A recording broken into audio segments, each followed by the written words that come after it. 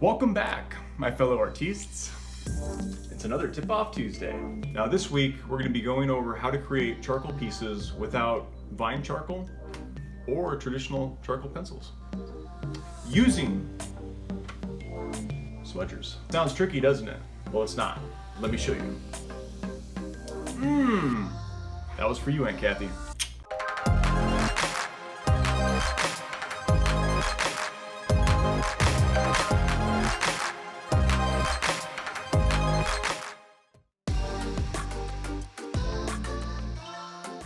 Now I'm really excited to show you guys this tutorial.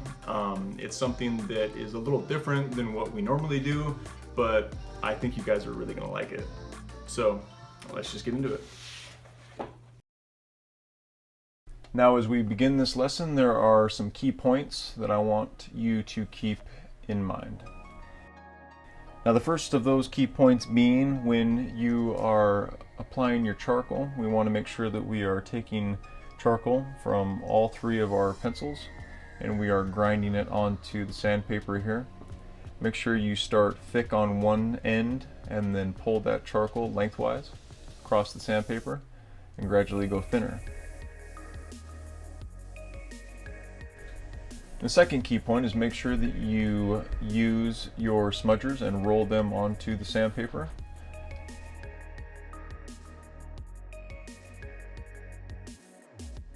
Little side note here, I always keep an extra piece of paper available to be able to test the amount of charcoal that's on my smudgers after I've rolled them across the sandpaper.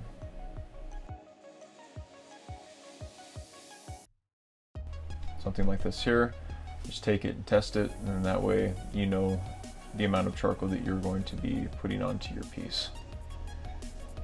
And the third key point is to make sure that you keep in mind that we will be using the three-layered method, which of course includes using soft, medium, and hard-rated charcoal pencils.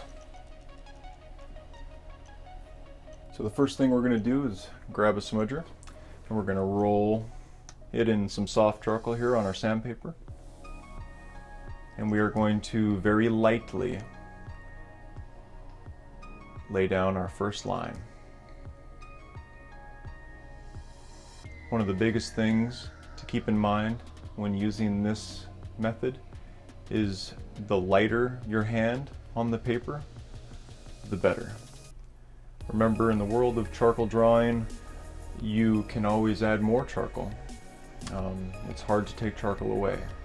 So make sure that you are putting a little at first, because you can always add more later, rather than throwing on a ton, which is why that extra side paper to test your charcoal amount on your smudgers after you've rolled it onto the charcoal on the sandpaper is so important.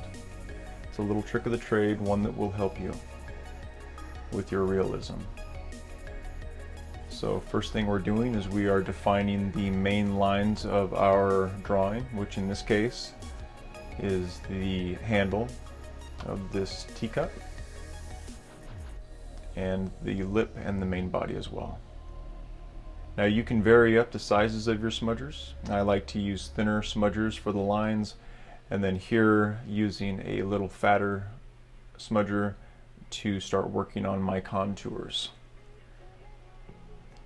Contours are probably the biggest thing to keep in mind when you are using smudgers, and the reason why is because contouring your images and your pieces only adds to the realism of them. If you pull vertical with a smudger when you should be going horizontal, say with creating the roundness of a cup, it'll do one of two things. If you're doing it the correct way, it will make it look just like your reference image. If you do it the wrong way, it will not look realistic at all. And I doubt that's the look that you're all going for. So if you put the smudger on its side, you'll find that you get a much more shadowy effect, which is crucial for using and following your contour lines. If you want a little bit of a sharper line, standing the smudger up on edge and using just the tip of the smudger will give you a really nice line effect. And then we're going to be using a smaller smudger here with some medium rated charcoal.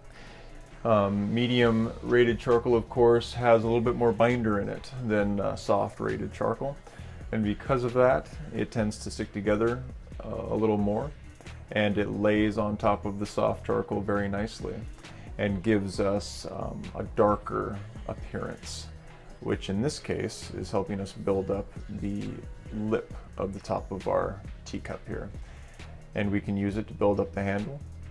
And we'll grab some more charcoal here, and we can beef up the lines on the back of this cup where there is less light hitting it. And just like when you're using charcoal pencils, be sure to keep your values in mind.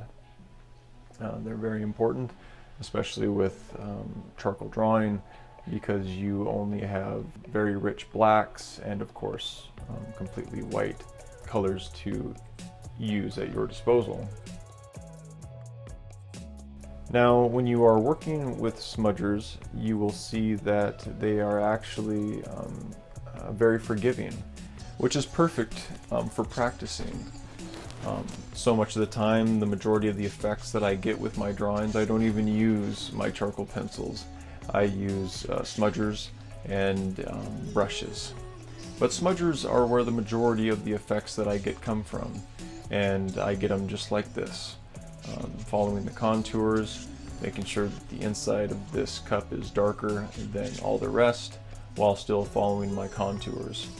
Remember, with charcoal, much like with your pencils when it comes to smudger and smudger work, just layer after layer after layer and following those contours. Now, this is just a basic overview of the kinds of effects that you can get with using smudgers. You can add as little or as much detail to your piece as you would like. This was just a brief overview to show you the kinds of effects that you can get with smudgers.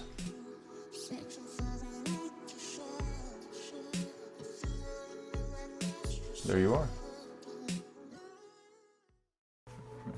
So there you have it, guys. That is how you draw without pencils and vine charcoals. And don't be afraid to give this a try. I have literally bags of smudgers to choose from. And as always, we provided links down below, so if you guys want to pick up some smudgers for real cheap and try them out for yourself, you can do that. So, you know what that means. That is it. That is all I got for you guys this week. And remember, if you guys enjoyed this video and you guys absolutely dig what we're building here at Messer Creations, then you should probably like and subscribe. Oh, and be sure to hit the bell, ding, if you guys follow us on YouTube, so you can be notified when our latest and greatest videos come out. My name is Braden, and you have just been tipped off. We hope you guys had fun, and I will see you in the next one.